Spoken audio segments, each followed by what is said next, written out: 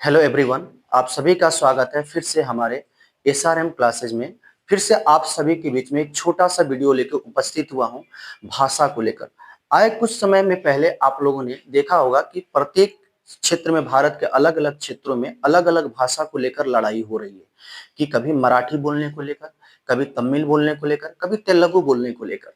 तो आज हम समझते हैं भाषा से संबंधित जो भी प्रावधान है हमारे संविधान में, वो कौन कौन से प्रावधान है, उन संविधानों के प्रावधानों को देखते हैं। तो देखिए, सबसे पहले यदि हम बात करते हैं तो भाषा को ले, यदि हम संविधान की बात करें तो हमारे संविधान की जब बात करते हैं तो संविधान में कुल 22 भाग है। कुल कितने भाग है? 22 भाग है।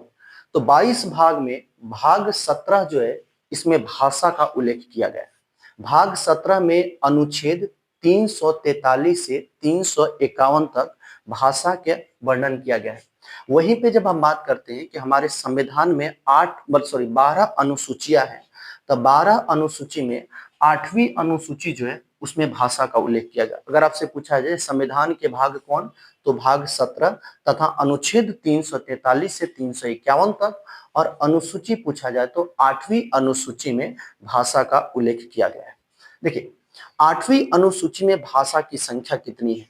जब हमारा मूल संविधान जब लागू हुआ था तो उस समय हमारे 8वीं अनुसूची में भाषा की संख्या 14 थी, लेकिन वर्तमान समय में इसमें भाषा की संख्या 22 हो गई है।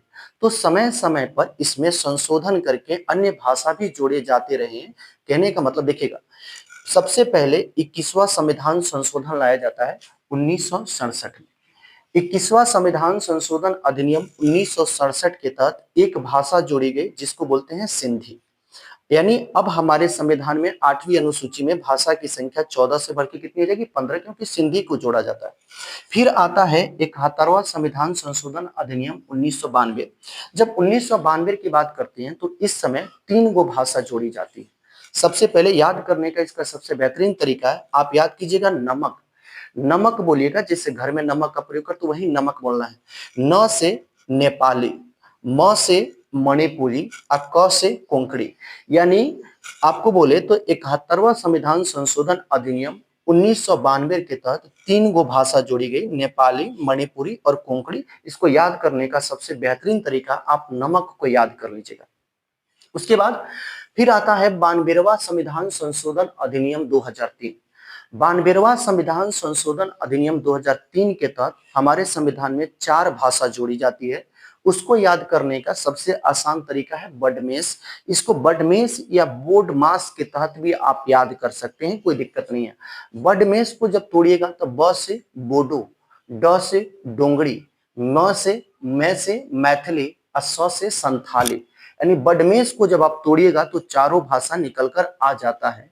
अब थोड़ा सा इसके अनुच्छेद के प्रावधान को देख लेते हैं। तो इस प्रकार हमने देख लिया कि जो 92वां संविधान संशोधन के तहत 4 गो भाषा, उसके बाद देखिएगा 71वां संविधान संशोधन के तहत 3 गो भाषा, और 21वां संविधान संशोधन के तहत एक ही भाषा जोड़ी गई थी।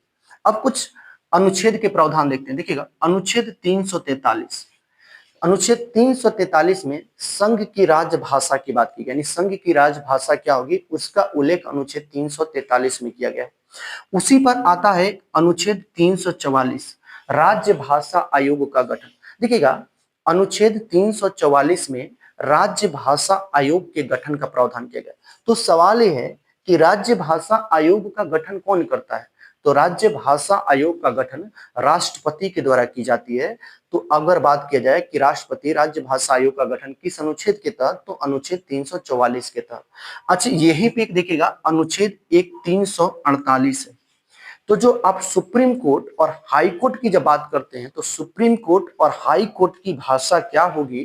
तो सुप्रीम कोर्ट और हाई कोर्ट की भाषा का उल्लेख अनुच्छेद 348 में देखने को मिलता है। जस्ट इसके नीचे आइएगा तो अनुच्छेद 350 अभ्यावेदन की भाषा, यानी जब आप आवेदन देते हैं तो उसकी भाषा क्या होगी? अनुच्छेद 350 में।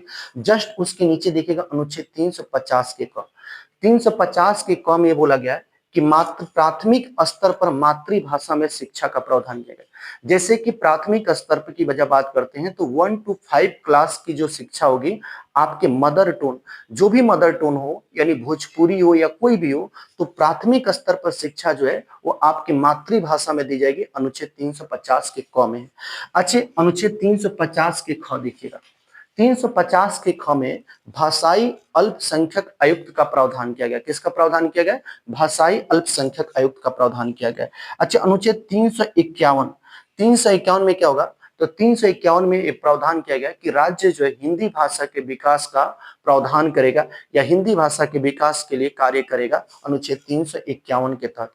तो आज इस वीडियो में हमने देखा कि हमारे संविधान में भाषा का प्रावधान क्या है, कितनी अभी वर्तमान में भाषाएं हैं, किस किस संविधान संशोधन के तहत कौन सी भाषा जोड़ी गई। आज के लिए इतना ही, फिर से मिलते हैं नेक्स्ट वीडियो में। धन्यवाद।